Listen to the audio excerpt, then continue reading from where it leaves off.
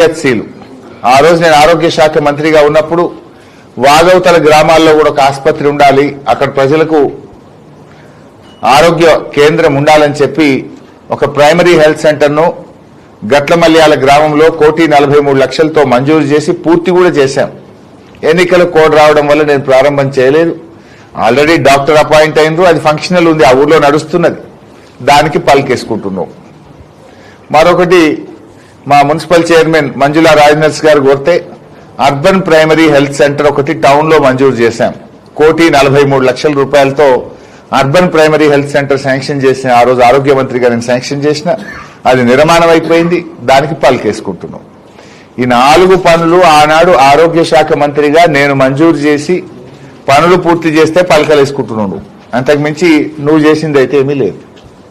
Oil palm factory పెద్దల కేసీఆర్ గారి ఆశీస్సులతో మొక్కలు గాని, ఫ్యాక్టరీ గాని, కాళేశ్వరం జలాలు గాని అన్ని కేసీఆర్ గారి ఆశీస్సులతో ఆనాడు మా ప్రభుత్వం చేసిందే. ఇకపోతే జిల్లా జైలు 78 కోట్ల రూపాయలతో ఒక అద్భుతమైన జైళ్లు సిద్దిపేటలో నిర్మించాం.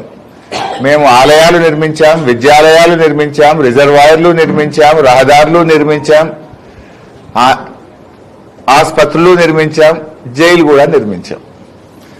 ఆ రోజు నా ఆలోచన ఏముండే అంటే ఆర్డీఓ ఆఫీస్ దగ్గర జిల్లా జైలు ఉంది, ఆ స్థలము మున్సిపాలిటీకి ఇవ్వాలని, భవిష్యత్తులో మున్సిపాలిటీ పెరుగుతూ ఉంది కనుక మున్సిపల్ ఆఫీస్ సరిపోతలేదు, అక్కడ ఒక మంచి షాపింగ్ కాంప్లెక్స్, మున్సిపల్ ఆఫీస్ కూడా ఎక్స్టెన్షన్ కట్టాలని చెప్పి జిల్లా జైలు కూడా సరిపోక అప్పుడప్పుడు ఖైదీలను కరీంనగర్కు, చెర్లపల్లికి పంపుతా ఉన్నారు అని నేను కేసీఆర్ గారి దృష్టికి తీసుకుపోయి 78 కోట్లు జైలుకు మంజూరు చేయించాం.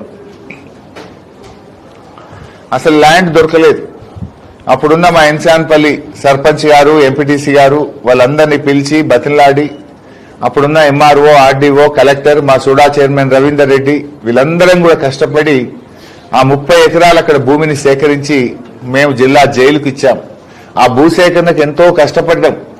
30 ఎకరాల భూమి సేకరించి మేము ఆ జిల్లా జైలుకి ఇచ్చి 78 కోట్లు మంజూరు చేయించి కట్టించింది మేము, శిలాపలకేసుకుంటున్నది మీరు. సరే, ఆ జైలు నిర్మాణంలో ఆ రోడ్డు కూడా లేకుండా దానికి రోడ్డు వేయించినాం, భూసేకరణ చేసినాం, నిధులు మంజూరు చేసినాం.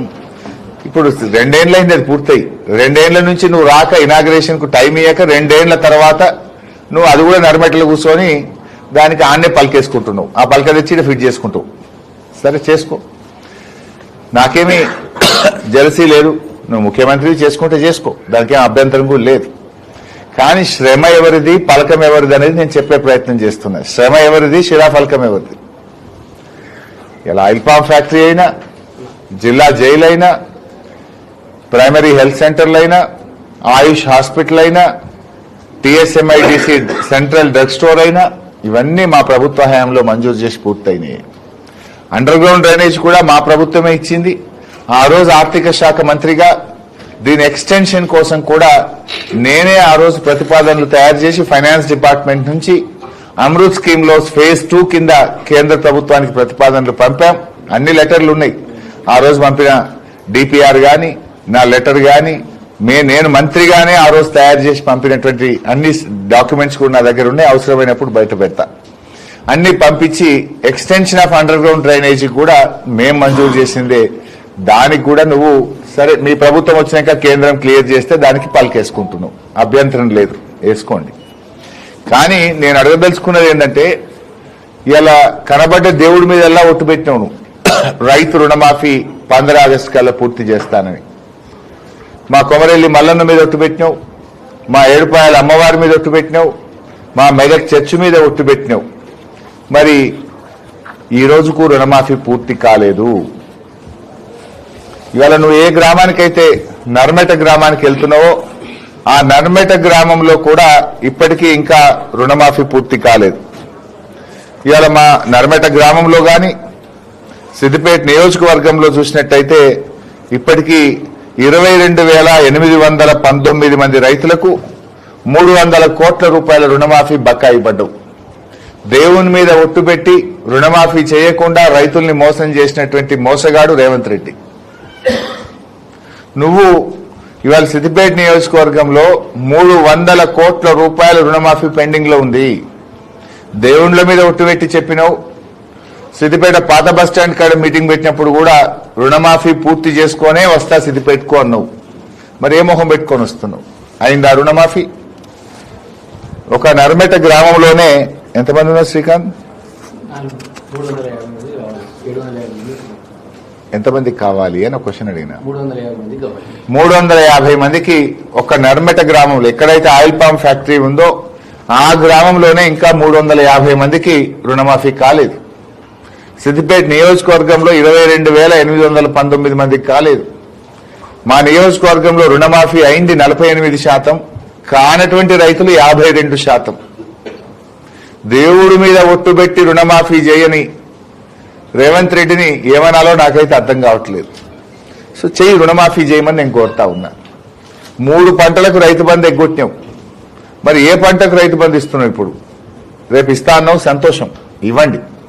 కానీ మీరు 3 పంటలకు రైతు బంధు ఎగ్గొట్టారు. 2024-25 ఖరీఫ్ ఎగ్గొట్టినారు. రబీలో 3 ఎకరాల వరకే ఇచ్చారు. ఇప్పుడు ఈ పంట రబీకి కూడా ఇంతవరకు రైతు బంధు రాలేదు. మరి 3 పంటలకు మీరు రైతు బంధు ఎగ్గొట్టారు. ఏ పంటకు రైతు బంధు ఇస్తున్నారు? దయచేసి 3 పంటలకు కూడా ఇచ్చిన మాట ప్రకారంగా, జీవో ప్రకారంగా బకాయి పడ్డ 3 పంటల రైతు బంధు నిధులు విడుదల చేయాలని చెప్పి రైతుల పక్షాన, రాష్ట్రంలోని అందరూ రైతుల పక్షాన, మా సిద్దిపేట రైతుల పక్షాన డిమాండ్ చేస్తా ఉన్నా. మూడోది,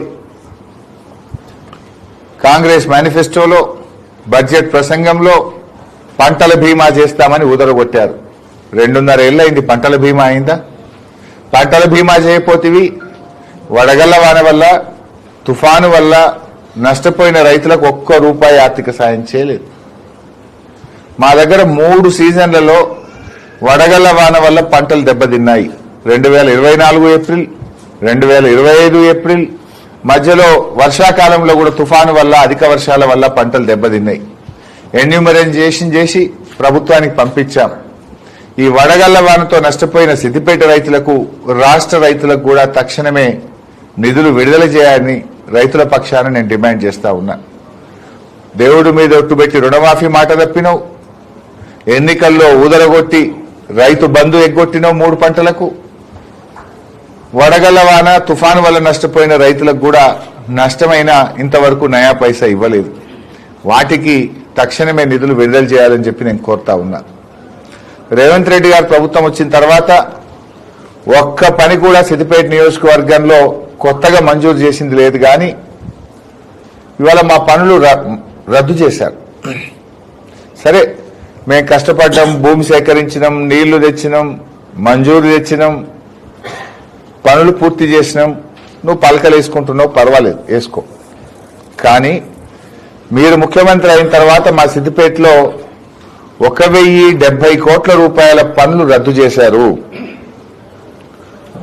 ఆన్ గోయింగ్ పనులు అర్ధాంతరంగా ఆపివేశారు, మధ్యలో నిలిపివేశారు.